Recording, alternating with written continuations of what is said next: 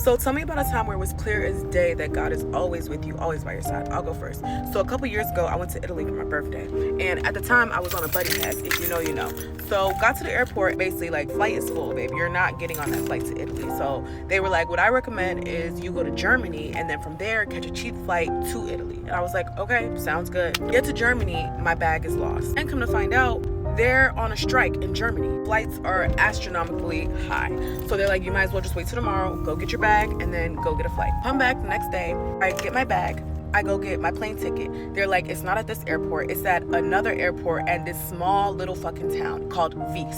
So what you do is you take this train to this train to that train, take the bus, and the bus is gonna take you to the airport. And I'm like, okay. Get to the airport, I call my friend. She's already with my other friend who is already in Italy waiting for me, right? They're like, where you at? It's been a day already. Like, we're waiting for you. We're about to go to dinner. Like, how long? I'm like, listen, I'm about to get on a flight. I'm gonna be there soon. So the lady's like, yeah, you're 15 minutes late for check-in. You can't get on the flight. I was like, what?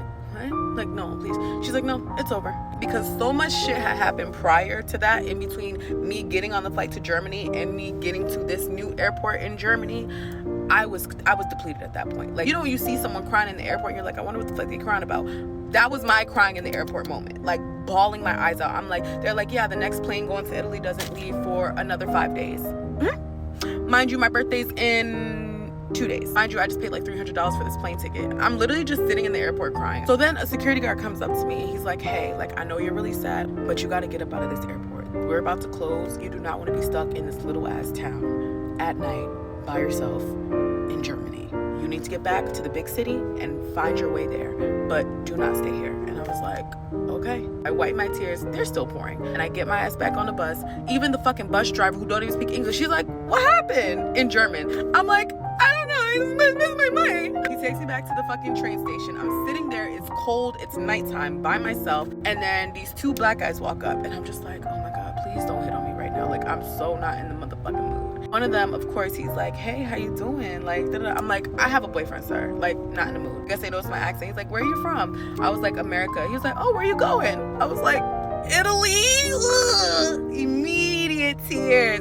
And like, no, stop crying. The friend is like, what's wrong? Why is she crying? I'm like, I missed my flight and I don't know what's going on. I have to go back to the big city so I can get an Airbnb. And the friend who doesn't speak English, he's like, come to my house. Like, you can stay with me.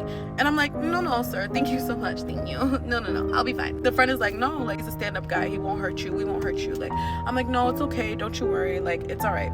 The train pulls up and he keeps telling the friend, he's like, tell her to just come. He's like, he has a family, he has a wife and kids at home, like, we just want to help you, that's all. Like, he's like, I'll get you food, I'll get you your plane ticket to wherever you gotta go, da-da-da. I'm like, no, like, really, it's okay, like, thank you so much. Me and the guy who speaks English is getting on the train. The other guy keeps telling his friend, he's like, tell her to come on, da-da-da. I'm like, no, sir, thank you so much, I appreciate it, have a good night. So the doors to the fucking train close, right?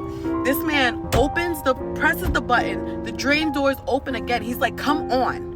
And the way he said it, I was just like, you know what? If it's my time to die, then yeah, fuck it. Like, whatever. It is what it is at this point. So I get my stuff. The other guy and me get off the train and we walk to his house. Like, I'm half African. And so my sister, she is married to a Nigerian man. So they're like, they have Nigerian kids, Nigerian friends, like, they're very Nigerian. So naturally their house smells like Nigerian cooking, right? When I walked in this house, the first thing I smelled was that African cooking, you know, those spices and something about that smell. It was just like, you're gonna be okay. Sure enough, got in there. It was a house full of kids. The youngest baby was 2 weeks old. I know the wife was looking at me like, who the fuck is this little bitch that you done brought in my house? But they talked. He figured it out. He was like, here's a towel, here's some clothes, take a shower. You know, they walked me to the grocery store nearby. They were like, pick out whatever you want, get whatever you want. He was like, I can buy you a plane ticket wherever you gotta go. I was like, oh my God, thank you so much. Like, you have a wife and 3 kids. Like, I cannot take that from you. But thank you so much. Like, this is more than enough. Literally slept in a fucking bed next to a fucking, like, 2-year-old baby. Like, it was insane. Next day, the English speaking guy, he helped me. He took me, literally escorted me to the fucking airport. Like, literally, when I tell you we were running, I was running for my life. He was running behind me with my fucking luggage. We were late too. We, like, in the nick of fucking time. And he was sitting there talking to the lady at the front desk, like, pleading with her, talking to her in German. Don't know what he said. But after a while, she was like, Okay, put her stuff up. I was like, oh my God. Like, when I tell you the tears were here, locked and loaded, ready to drop at any fucking time, this man escorted me up to TSA, like, till he could not go any further. When I tell y'all these two are my fucking angels, like, any two men I could have come across in a fucking dark fucking train station in a little fucking town in Germany where I have never been.